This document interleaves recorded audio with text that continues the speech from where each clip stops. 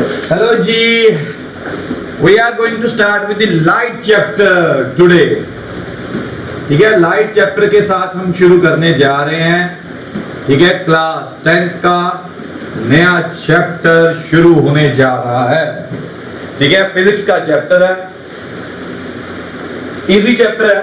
ऐसा कुछ नहीं है कि इस चैप्टर के बारे में आपको फर्स्ट टाइम नॉलेज मिल रही है. आपने कहीं ना कहीं जूनियर क्लासेस में इस चैप्टर को पढ़ा हुआ. ठीक है, तो आज हम इस चैप्टर की सिर्फ इंट्रोडक्शन के बारे में बात करेंगे और इंट्रोडक्शन में मैं कुछ नहीं बताने वाला. ठीक है, इंट्रोडक्शन एक ऐसा पार्ट निकल के आएगा जिसमें मैं आपसे बातें करने वाला हूं लाइट के बारे में. मतलब कि कहीं ना कहीं आप खुद ही इसकी इंट्रोडक्शन प्रिपेयर कर रहे हो. सो मैंने आज कोई फिगर नहीं रखी हुई लाइट के बारे में. कल अगर आऊंगा तो मैं कुछ ना कुछ फिगर्स के साथ निकल के आऊंगा, कुछ प्रैक्टिकल्स के साथ निकल के आऊंगा. लेकिन आज मैंने एक सिंपल लाइट के ऊपर डिस्कशन का एक मूड बना के रखा हुआ था कि बच्चों के साथ एक डिस्कशन करेंगे कि लाइट होता क्या है, क्योंकि उन्होंने जूनियर क्लासेस में पढ़ा हुआ. सो मेरा पहला क्वेश्चन माइट बी इंटरेस्टिंग निकल गया है. जब आप एक रूम में एंटर करते हो और अगर उस रूम की मतलब ऐसा कोई सोर्स नहीं है जहां से लाइट एंटर कर सके उस रूम में. ठीक है, बिल्कुल डार्क रूम है. ठीक है, तो आपको उस रूम के अंदर जो अगर आर्टिकल्स पड़े हुए हैं, ऑब्जेक्ट्स पड़े हैं, तो वो दिखाई क्यों नहीं देते? मेरा सिंपल क्वेश्चन है. ये तो पता ही है, छोटे से बच्चे को भी मालूम है, अंधेरे कमरे में एंटर करेंगे तो कुछ नहीं दिखाई देगा. उसका रीजन क्या है?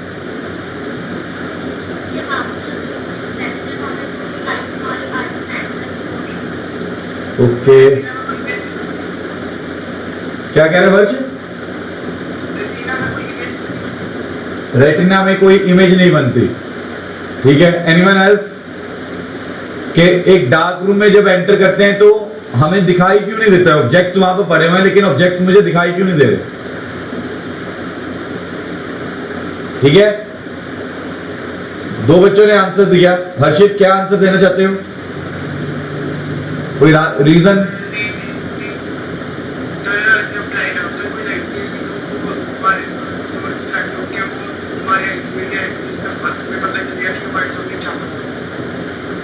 ओके, मतलब जूनियर क्लासेस में इतना समझ आया हुआ कि अगर लाइट हमारी आईज में जाएगी तभी कुछ होगा. ठीक है, गजल क्या जानते हो इसके बारे में? कभी सुना है, क्वेश्चन सुना है या इसके बारे में कभी ध्यान दिया?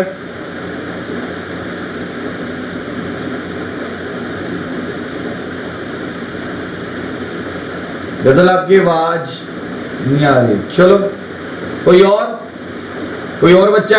सिद्धक, इसके बारे में कोई बात करनी है?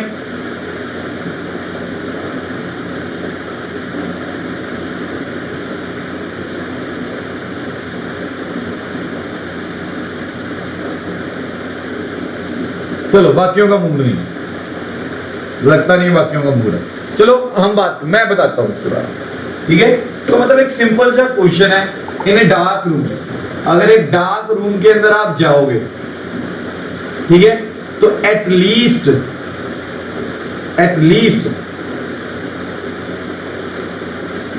some rays of light should enter in my eye so that we can see objects. इतना हम सबको मालूम है. अगर कोई भी ऑब्जेक्ट देखना चाहते हो, आप मेरी शक्ल देखना चाहते हो या मैं आपकी शक्ल देखना चाहता हूं, ठीक है, तो एटलीस्ट मेरे फेस से कुछ लाइट रिफ्लेक्ट होके आपकी आई के अंदर जानी चाहिए. ठीक है, यहां से मुझे समझ में आ रहा है. ठीक है, और वो लाइट जनरली कौन सी निकल के आएगी? Reflected light from the object. Reflected light from the object मेरी आई के अंदर एंटर करेंगी तब जाके मुझे वो ऑब्जेक्ट, पर्टिकुलर ऑब्जेक्ट जहां से लाइट रिफ्लेक्ट होके आ रही है मेरी आई के अंदर, वो ऑब्जेक्ट मुझे विजिबल हो. और अगर जब मैं डार्क रूम के अंदर एंटर करता हूं तो ऐसा कोई ऑब्जेक्ट नहीं है जहां से रिफ्लेक्टेड लाइट निकल के आ रही है. जहां से कोई रिफ्लेक्शन ऑफ लाइट निकल के आ रही है। इट मींस डार्क रूम में अगर बात की जाए, ठीक है, अब यहां से मेरे पास दो तरह के ऑब्जेक्ट्स निकल के आते हैं, एक ल्यूमिनस, एक नॉन ल्यूमिनस। ठीक है, दो तरह के ऑब्जेक्ट्स मेरे पास निकल के आते हैं, एक ल्यूमिनस, एक नॉन ल्यूमिनस ऑब्जेक्ट निकल के आता है। ठीक है, अब ल्यूमिनस ऑब्जेक्ट्स कौन से हैं? अब होता ऐसा दौड़ता होता है कि हर बार मैं डार्क रूम में ही एंटर करूंगा। ठीक है, कभी कभी मैं रूम के अंदर एंटर करता हूं तब भी लाइट होती है उस रूम के अंदर। ठीक है, तब उसके अंदर कुछ ना कुछ लाइट होती है। ठीक है, अब वो लाइट कहां से निकल के आ सकती है? मैंने कोई स्विच ऑन नहीं किया, इलेक्ट्रिसिटी कोई नहीं दी उसे, लेकिन तब भी लाइट निकल के आ रही है। हाँ जी, तो अगर विदाउट इलेक्ट्रिसिटी मैं रूम के अंदर लाइट की बात करता हूं, तो वैसा कौन सा सोर्स ऑफ लाइट होगा जो रूम के अंदर प्रेजेंट होगा? सनलाइट। Very good, sunlight. ठीक है, तो इसके अंदर सबसे पहले तो मेरे पास निकल के आ जाता है सनलाइट, और रात को कहीं ना कहीं निकल के आ जाता मूनलाइट। ठीक है, which have their own source of emission of light. ठीक है, जिनका अपना source of emission of light होगा, that are known as luminous objects. ठीक है, the objects like sun and others, stars, electric bulb, tube light, torch, candle and fire etc. which emit their own light. ठीक है, so luminous objects कौन से होते हैं? Which emit their own light. उन्हें कहते हैं luminous objects. ठीक है, luminous इन्वर्टर की बात नहीं कर रहा, वो नाम है luminous।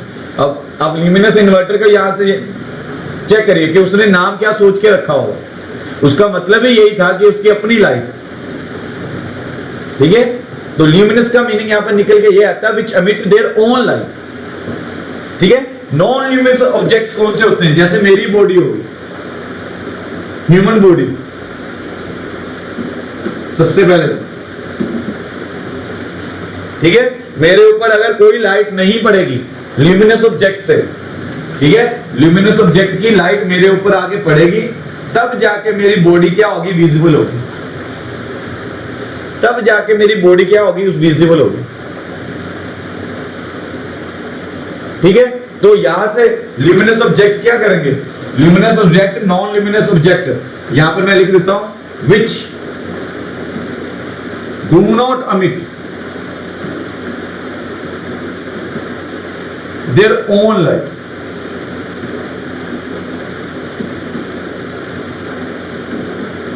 ठीक है, तो फिर करते क्या है? नॉन ल्यूमिनस ऑब्जेक्ट क्या करते हैं? ल्यूमिनस ऑब्जेक्ट की, मतलब ल्यूमिनस ऑब्जेक्ट्स की लाइट को क्या करते हैं? रिफ्लेक्ट करते हैं इन दी सराउंडिंग्स। इन दी सराउंडिंग्स, सराउंडिंग्स के बीच में ल्यूमिनस ऑब्जेक्ट की लाइट जो उनके ऊपर पड़ रही है उनको क्या करना शुरू कर देते हैं? रिफ्लेक्ट करना शुरू कर। ठीक है, मून भी तो यही करता है। Moon also do the same thing. Moon की कोई अपनी लाइट तो है नहीं, मून की कोई अपनी लाइट थोड़ी ना है। मून क्या कर रहा है? सन से लाइट ले रहा है, सन से लाइट लेके रिफ्लेक्ट कर रहा है, और रात को हमें क्या दिखाई देता है? Moon is also doing the same thing. पर हमारे लिए मून क्या बन जाता है? ल्यूमिनस बन जाता है। ठीक है, बट मून की लाइट के पीछे का सोर्स कौन सा निकल के आ रहा है? सन निकल के आ रहा है। वो सन की लाइट को क्या कर रहा है? रिफ्लेक्ट कर रहा है। ठीक है, बट हाँ, हम उसे ल्यूमिनस ऑब्जेक्ट्स में काउंट करके चल सकते हैं। ठीक है, या फिर ऐसा करते हैं, मून को ल्यूमिनस ऑब्जेक्ट में से निकाल देते हैं।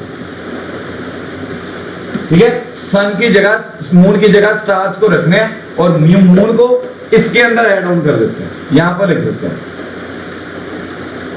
क्योंकि मून के पास भी अपनी लाइट नहीं है, वो रिफ्लेक्ट कर रहा है लाइट, सन की लाइट को रिफ्लेक्ट कर रहा है,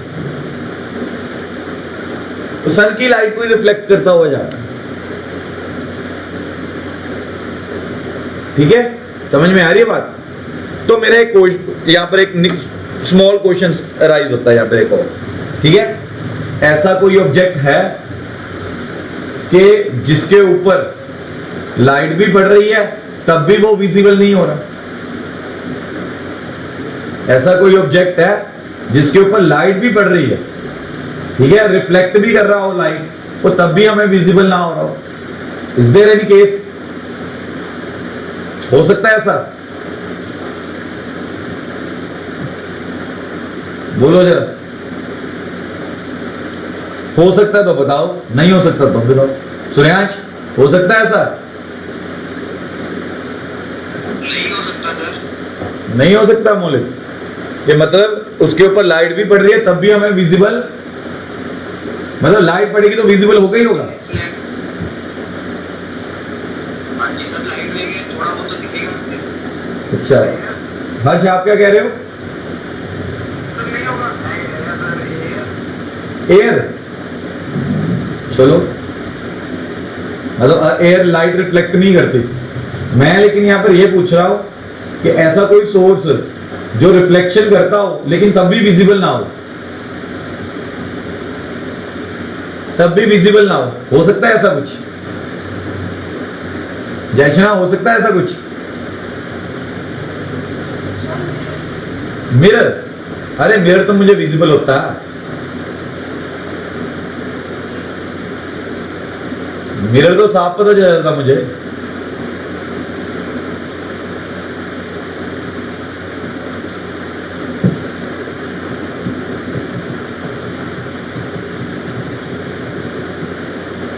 किसी के दिमाग में आता हो कुछ? ऋषि,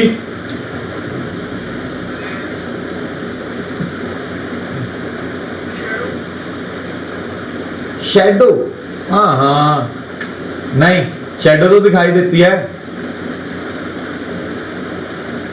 दोबारा क्वेश्चन बोलिए है कि चलो मैं क्वेश्चन एक बार लिख देता हूं स्क्रीन के ऊपर, ठीक है। Is it possible that an object is reflecting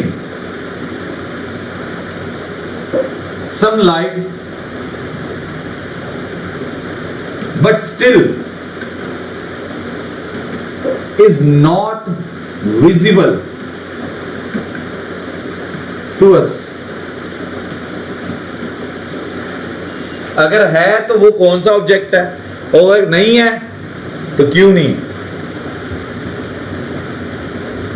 अब क्वेश्चन समझ में आ रहा? क्वेश्चन आपके सामने लिखा मैंने। Is it possible that an object is reflecting some light but still is not visible to us? हमें लेकिन विजिबिलिटी ना हो उसकी। क्या कह रहे हो छवि?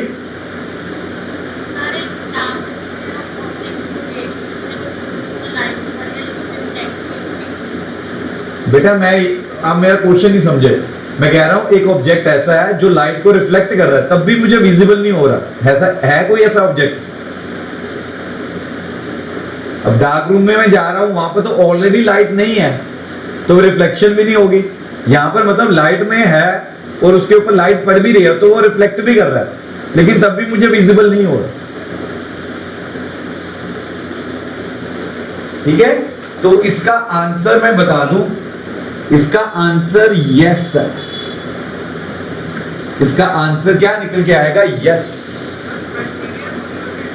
हाँ जी सूर्या, क्या कह रहे हो?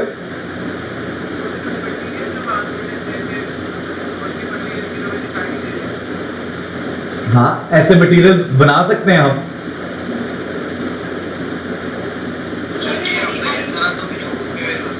हाँ जी मौलिक, क्या बोला?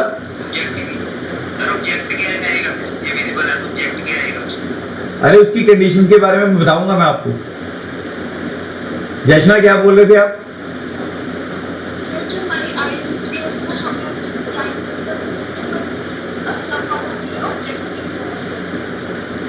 नहीं समझ में नहीं आया। हमारी जो आईज होती हैं क्या होता है उसमें?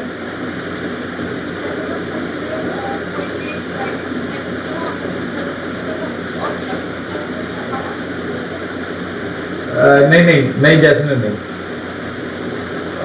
आप थोड़ा आगे ले गए, बहुत ज्यादा आगे, इतना ज्यादा आगे नहीं जाना। अच्छा, तो इस चैप्टर के अंदर मैं आपको इस कंडीशंस के बारे में बताऊंगा। Yes, it is possible under suitable conditions, this is possible under suitable conditions. पहली बात कर रहा हूं, सुटेबल कंडीशंस के अंदर ही पॉसिबल होगा। और कहीं ना कहीं whenever a magician is doing so, आप अगर जादू वाले जादूगर को देख रहे हो, मैजिशियन को देख रहे हो, मैजिशियन अगर ऐसा कुछ कर रहा है कि आपकी आंखों के सामने किसी चीज को इनविजिबल कर रहा है, तो कभी कभी वो ऐसी अंडर मतलब वो सुटेबल कंडीशन स्टेज के ऊपर आपके सामने प्रेजेंट कर रहा है जो आपको पता ही नहीं चलती, और वो आपको ऐसे करके दिखा देगा। तो लाइट चैप्टर के बीच में, मैं आज के इंट्रोडक्शन के बीच में मैं सिर्फ ये बताने की कोशिश कर रहा हूं कि आप पुराना और नए के बीच में एक लिंकेज सेट करने की कोशिश करें कि नया क्या पढ़ने वाले हैं। आपके सामने मैंने एक नए क्वेश्चन के ऊपर बात कर दी, ठीक है, तो इसके ऊपर हमने बातें करनी है। हमने सबसे पहले जूनियर क्लासेस में रिफ्लेक्शन के बारे में पढ़ा हुआ, अब रिफ्लेक्शन के बारे में भी हमने डिटेल में पढ़ा हुआ, ठीक है। तो रिफ्लेक्शन को ही रिलेट किया मैंने इस क्वेश्चन के साथ, रिफ्लेक्टिंग वर्ड आ गए, मतलब अभी रिफ्लेक्शन के बारे में काफी कुछ पढ़ने वाला भी है, काफी कुछ पढ़ने वाला भी है, ठीक है। अब जो ये सूटेबल कंडीशन की बात कर रहे हैं ना हम यहाँ पे, वो सूटेबल कंडीशन को मैं यहाँ पर रिफ्रैक्शन का नाम दे देता हूं, ठीक है। और रिफ्रैक्शन के बीच में हम क्या पढ़ने वाले हैं, रिफ्रैक्टिव इंडेक्स के बारे में पढ़ने वाले, रिफ्रैक्टिव इंडेक्स। अब ये सूटेबल कंडीशन रिफ्रैक्टिव इंडेक्स के साथ बेस्ड है। ये हमारी 10th क्लास में एक नया फिनोमिनन निकल के आएगा, लाइट का रिफ्रैक्शन, ठीक है। कि अगर रिफ्रैक्शन का प्रोसेस इंक्लूड कर दिया जाए रिफ्लेक्शन के बीच में, तो ऐसी कंडीशंस डेवलप होती हैं जब इस एक ऑब्जेक्ट के ऊपर लाइट तो पड़ रही है और उसे रिफ्लेक्ट भी कर रहा है, लेकिन हमें वो ऑब्जेक्ट विजिबल नहीं होगा, हमें वो ऑब्जेक्ट विजिबल नहीं होगा। कल मैं आपको वो एक्टिविटी भी कर दिखा दूंगा, लेकिन आज का सेशन मैंने विदाउट एक्टिविटीज वाला रखा, कोई इमेज नहीं रखी, कुछ नहीं रखा, सिर्फ आपसे बातें करने के लिए रखा, तो थोड़ा डेवलप हो सके कंसेप्ट, पता चल सके आपको क्या नॉलेज है। उस हिसाब से कल मैं एक चैप्टर आपके सामने रखने वाला हूं, ठीक है ना। आपको जूनियर क्लासेस का याद ना हो, मैं नया 10th के अकॉर्डिंगली शुरू कर दूं, उसका कोई फायदा नहीं है, उसका कोई फायदा नहीं है, ठीक है। तो मेरा अगला यहां पर निकल के आता है, आपको बताना है टाइप्स ऑफ रिफ्लेक्शन, आपको बताना है types of reflection, types of reflection के बारे में बताइए। याद है आपको जूनियर क्लासेस में टाइप्स ऑफ रिफ्लेक्शन की होंगी आपने, चलो वेरी गुड, किसी को तो याद है। तो types of reflection junior classes में की है आपने, रेगुलर, दूसरी क्या की थी, इररेगुलर, वेरी गुड, याद है आपको।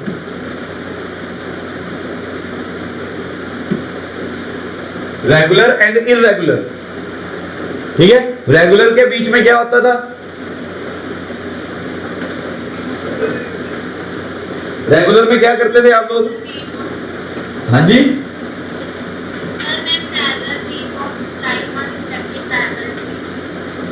चलो, एंड इररेगुलर के बीच में वो पैरेलल नहीं होंगे, यही होगा, ठीक है। तो कईयों को अगर भूल गया तो मैं उनके लिए ये फिगर ड्रॉ करके दिखाता हूं, अब ध्यान से देखिएगा इस फिगर को, ठीक है। मेरे पास ये सरफेस है, ठीक है, यहां से मेरे पास लाइट निकल के आ रही है इस तरह से, मैंने येलो कलर की ये लाइट बनाई, ये मेरे पास लाइट निकल के आ रही है इस तरह से, ये येलो कलर, ठीक है। अब ये येलो कलर की लाइट है, अगर ये सरफेस पे टकरा के इस डायरेक्शन के अंदर मूव कर जाए,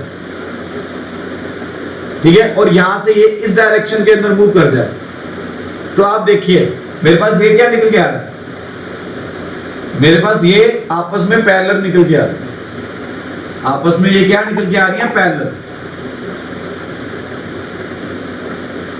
जब भी रिफ्लेक्शन के बाद भी इनके बीच का गैप, अगर ये गैप यहां पर L है और रिफ्लेक्शन के बाद भी ये गैप अगर L का ही रह रहा है दो रेज के बीच में, ठीक है, तब हम इन्हें कहते हैं रेगुलर रिफ्लेक्शन। ये सारा जूनियर क्लासेस में पढ़ा हुआ। अब हमें यहां पर इसकी कंप्लीट नॉलेज होनी चाहिए। मैंने ये फिगर ड्रॉ करके आपको दिखा दिया, ठीक है, कि अगर दो रेज के बीच में पहले अगर डिस्टेंस वो पहले से पैरेलल है, उनके बीच में डिस्टेंस अगर L है और रिफ्लेक्शन के बाद भी वो पैरेलल ही रहती हैं और उनके बीच का डिस्टेंस सेम L ही रहे, तो उन्हें क्या बोलते हैं हम? रेगुलर रिफ्लेक्शन बोलते हैं। क्या बोलते हैं? रेगुलर रिफ्लेक्शन बोलते हैं। सिमिलरली इरेगुलर रिफ्लेक्शन के बीच में क्या होगा? ठीक है, इरेगुलर रिफ्लेक्शन के बीच में मेरे पास सरफेस ही जो थोड़ा होगा वो उबड़ खाबड़ निकल गया। पहली बात तो सरफेस प्लेन नहीं होगा, आपके सामने है। पीछे मैंने यहां पर सरफेस क्या बनाया? दिस इज सरफेस, ये बिल्कुल प्लेन सरफेस बनाया मैंने। पॉलिश्ड हो सकता है, प्लेन सरफेस, ठीक है। इरेगुलर रिफ्लेक्शन वहां पर अक्कर करती है जहां पर सरफेस ही मेरा जो है पूरी तरह से प्लेन नहीं है,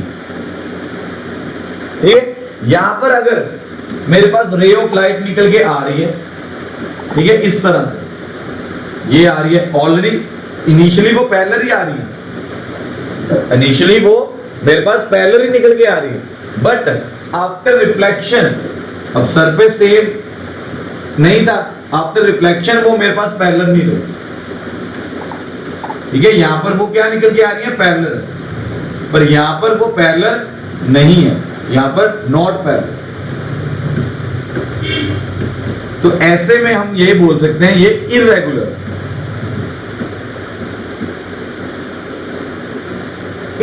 रिफ्लेक्शन निकल गया, ठीक है। जनरली कैसे इसके एग्जांपल कैसे दे सकता हूं? जब मिरर ब्रेक हो गया, ठीक है, उसके ऊपर क्या पड़ गए? निशान पड़ गए, त्रेड़े आ गई मिरर के ऊपर। अब आप इसमें अपनी शक्ल को देखिए, अगर मिरर ब्रेक हो चुका है, उसमें थोड़ी थोड़ी क्या आ गए? गैप्स आ गए हैं, ठीक है। तो आप उसमें अपनी शक्ल देखिए, आपको क्लैरिटी नहीं नजर आएगी अपनी शक्ल की, वहां पर इरेगुलर रिफ्लेक्शन अक्कर कर रही है। पर अगर मिरर बिल्कुल सही है, ठीक है, सुबह सुबह आप तैयार हो रहे हो हैं, ठीक है, स्कूल जाने के लिए तैयार हो रहे हो, ठीक है, और अगर मिरर बिल्कुल सही है तो आप अपने आप को देखते ही रहोगे, बार बार देखोगे, पता है आपकी शक्ल अच्छी तरह से नजर आ रही है उसमें, ठीक है। वहां पर रेगुलर रिफ्लेक्शन अक्कर कर रही है, ठीक है। आपकी बॉडी में से लाइट मिरर के ऊपर जा रही है, मिरर से रिफ्लेक्ट होकर लाइट वापस आपकी आई में आ रही है, तो कहीं ना कहीं आप अपनी इमेज को देख सकते हो उसमें, तो बड़ी क्लियर इमेज निकल के आ रही है, वो रेगुलर रिफ्लेक्शन, ठीक है। लेकिन मिरर अगर ब्रेक हो गया, उसके ऊपर थोड़े से निशान पड़ गए, तो वो रेगुलर रिफ्लेक्शन नहीं निकल गया, ठीक है। मेरा यहां पर क्वेश्चन, इसके अलावा कोई एग्जांपल आपके दिमाग में आती है जहां पर इरेगुलर रिफ्लेक्शन अक्कर कर रही हो, या आपको कहीं ना कहीं दिक्कत आई हो इरेगुलर रिफ्लेक्शन के कारण? टेबल टॉप कैसे?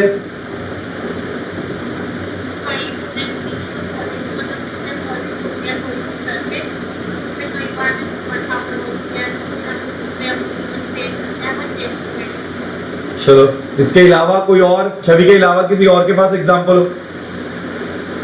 अच्छा, आप में से ड्राइविंग किसको किसको आती है? कार की ड्राइविंग किस किस को आती है? वैसे तो आपकी एज बहुत छोटी है, लेकिन थोड़ी बहुत ड्राइविंग किसको आती हो?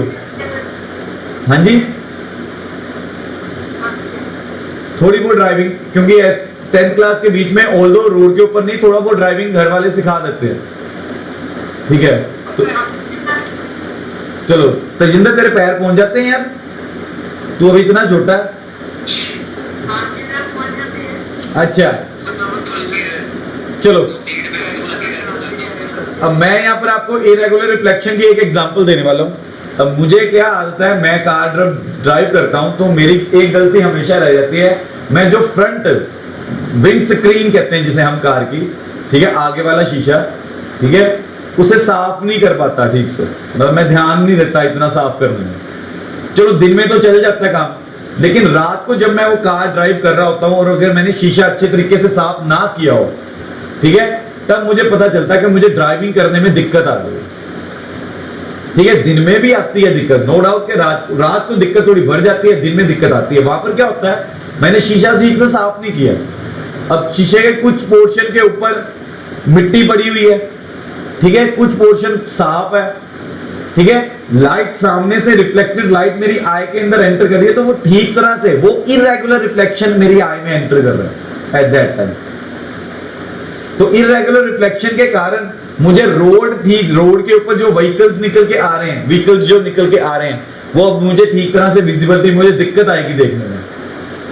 या कभी कभी ऐसा होता है कि कार का शीशा सामने वाला टूट जाता है, ठीक है, हम रिपेयर करवाने में टाइम लगवा देते हैं, ठीक है, somehow कभी टाइम नहीं है, कभी पैसा नहीं है, तो कुछ भी रीजंस हो सकते हैं, ठीक है। तब आप अगर ड्राइव करोगे, ऐसे शीशे के कार को ड्राइव करोगे, तो क्लियर कट एग्जांपल निकल के आती है इरेगुलर रिफ्लेक्शन की, एक्सीडेंट होने के चांसेस बढ़ जाते हैं, ठीक है। So whenever it is mandatory, whenever you are driving a car, while मतलब बिफोर ड्राइविंग द कार, तो शीशा सामने वाला जरूर अच्छे तरीके से साफ कर लीजिए। उसके साफ होने से रेगुलर रिफ्लेक्शन आएगी, जितनी ज्यादा रेगुलर रिफ्लेक्शन होगी उतनी विजिबिलिटी अच्छी होगी। इररेगुलर रिफ्लेक्शन विजिबिलिटी डिक्रीज करती है, you might make a mistake in your driving and can cause a big accident. तो मतलब जूनियर क्लासेस में हमने ये सारी चीजें पढ़ी हुई हैं, आज हम थोड़ा सा लेवल हाई करके उनको पढ़ रहे हैं। हमें पता चल रहा है कि हाँ यार ऐसी ऐसी चीजें डेली लाइफ में करता जा रहा हूं ये मैं, लेकिन कभी ध्यान नहीं दिया, ठीक है, डेली लाइफ में कर रहे हैं, कभी ध्यान नहीं दिया, ठीक है। अच्छा, एक और मेरा क्वेश्चन है यहां से, ठीक है, danger signs are of red colour, why? जितने भी डेंजर साइंस होते हैं वो सारे के सारे रेड कलर के ही होते हैं मैक्सिमम। जल्दी दिखता है रेड कलर,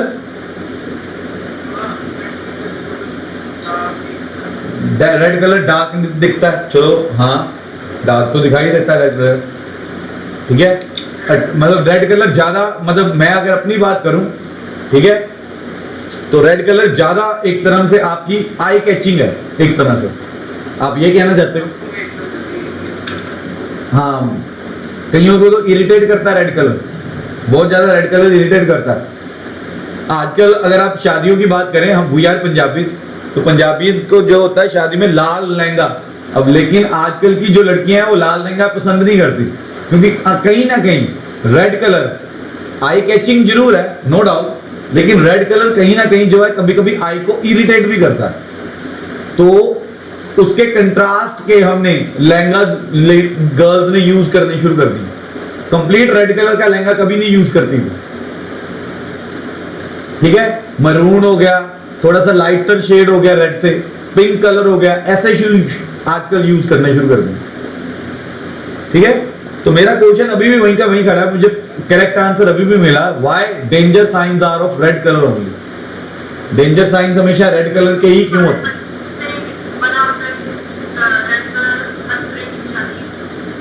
अच्छा,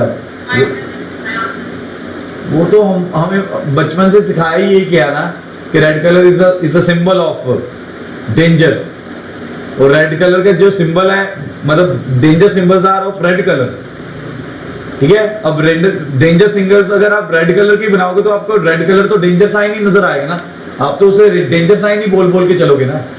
मेरा रीजन है कि वाई रेड कलर की क्यों यूज किया जाता है। अब मैं अगर अपने बेटे की बात करूं, रंजीत की बात करूं, ही लव्स द रेड कलर, छोटा है, 4 साल का है, ठीक है, रेड कलर की कार डिमांड करता हूं मुझसे कि पापा रेड कलर की कार लेनी है, हमें न्यू हाउस लेना है, रेड कलर की कार लेनी है, ठीक है। तो मतलब if we talk about a small kid, उसे अभी नहीं मालूम कि danger signs are of red colour, लेकिन he loves the red colour, छोटा बच्चा रेड कलर को बहुत पसंद कर रहा है, ठीक है, आई कैचिंग है रेड कलर। पर why then, even then if red colour is of eye catching, कईयों के लिए बहुत अच्छा कलर है, बहुत पसंद करते हैं कई लोग, ठीक है, still danger signs are made of red colours, उसके पीछे के रीजन क्या हो सकता है? साइंटिफिक रीजन ही होगा उसके पीछे।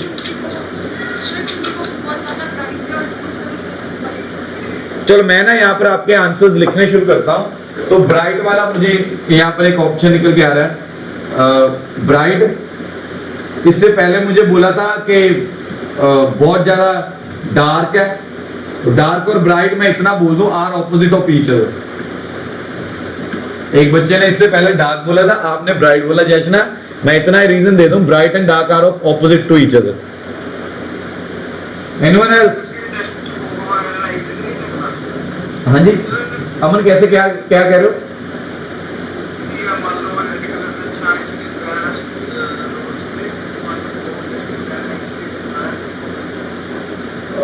फॉग डस्ट वगैरह वगैरह इजीली की ਹੁੰਦਾ हाँ होता है ਉਹਦੇ बेटा जो ਤੁਸੀਂ बोल रहे हो that is the application of red colour. तो यूज है रेड कलर ਦਾ ਕਿ ਮੈਂ ਫੌਗ ਦੇ ਵਿੱਚ ਜੇ ਦੇਖਣਾ ਚਾਹਨਾ ਵਿਜ਼ਿਬਿਲਿਟੀ ਮੈਨੂੰ ਦੂਰੋਂ ਨਜ਼ਰ ਆ ਜਾਵੇ तो रेड कलर ਦਾ ਜ਼ਿਆਦਾ ਇਸਤੇਮਾਲ ਕੀਤਾ ਜਾਂਦਾ ਵਾ। हर्ष आप क्या कह रहे थे?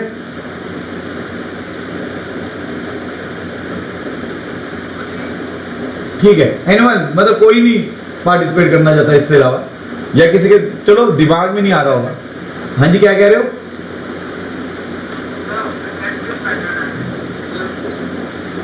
चलो सीधा कोई रिप्लाई?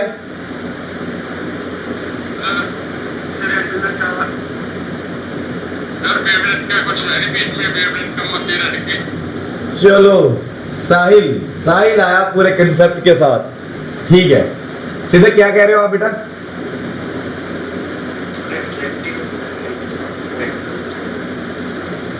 ओके चलो हम इसके ऊपर मैं फिर से एक नई चीज के ऊपर निकल के आऊंगा। तो ऐसे कोई रीजंस मेरे नहीं है रेड कलर के साथ, ठीक है। Why danger signs are made up of red colour? तो उसका रीजन कहीं ना कहीं अभी साहिल ने बोला वेवलेंथ। हम क्या पढ़ने वाले इस चैप्टर के बीच में? वेवलेंथ के बारे में नई चीज पढ़ने वाले। सो आज की डिस्कशन के बीच में मुझे इतना समझ में आ गया, हमने क्या क्या नया पढ़ना है? वेवलेंथ के बारे में पढ़ना, ठीक है। रिफ्रैक्टिव इंडेक्स के बारे में इसमें नया पढ़ना, ठीक है। रिफ्रैक्टिव इंडेक्स के बारे अगर पढ़ लिया तो रिफ्रैक्शन के बारे में हमने नया पढ़ना है इसमें, ठीक है। ओ यार स्पेलिंग मत देखा करो तो, ठीक है ना। सो दिस इज कि आपको जूनियर क्लासेस का लाइट काफी हद तक याद है, लेकिन जूनियर क्लासेस के बीच में कुछ क्वेश्चंस के आंसर्स हमारे पास नहीं मिले। अब उन क्वेश्चंस के आंसर्स हम यहां से देखने का शुरू करने लगे हैं। With the passage of time हम यहां से ड्राइव करेंगे, ठीक है। इसके अलावा अगर आप वेवलेंथ की बात करते हो तो वेवलेंथ के में साथ स्लैश डाल के मैं लिख सकता हूं स्पीड ऑफ लाइट के बारे में बात करें। Speed of light in different mediums, इसके बारे में भी बात करें, ठीक है। तो आपका एक व्यू, नया कंसेप्ट निकल के आएगा। आप लाइट को ज्यादा अच्छे तरीके से देख पाओगे, आपके लाइट के फिनोमिनन्स ज्यादा क्लैरिटी के साथ आएंगे। तो आपको सराउंडिंग्स में लाइट क्या क्या कर सकती है उसके ऊपर ज्यादा से ज्यादा आपकी नॉलेज इंक्रीज होती जाएगी, ठीक है जी। तो आज हमने सिर्फ और सिर्फ लाइट के जूनियर क्लासेस के कंसेप्ट के साथ बात की, और जूनियर क्लासेस के कंसेप्ट की डिस्कशन के दौरान क्वेश्चनिंग के साथ हमने फाइंड आउट किए 3 कंसेप्ट्स जिनके बारे में हमें जूनियर क्लासेस में कभी कुछ नहीं बताया गया। अब ये 3 कंसेप्ट हमारे 10th क्लास में से निकल के आए, ये तीनों के तीनों कंसेप्ट मेरे 10th क्लास में निकल के आए। अब मैं 10th क्लास में इन 3 कंसेप्ट्स को सीखूंगा और लाइट के बारे में ज्यादा से ज्यादा सीखने की कोशिश करूंगा, ठीक है जी। तो आज के लिए सिर्फ इतना ही है लाइट के चैप्टर के डिस्कशन। मैं बड़े ध्यान से चल रहा हूं, ठीक है। कल लाइट के ऊपर मैं जो निकल के आएगा तो उसमें फिगर्स लेके आऊंगा। अब कंसेप्ट बड़े ध्यान से समझाऊंगा विद फिगर्स, कि डेली लाइफ में आपको ऐसी चीज नजर आ रही होगी तो उसके ऊपर क्वेश्चनिंग करते करते हम आगे बढ़ेंगे, ठीक है।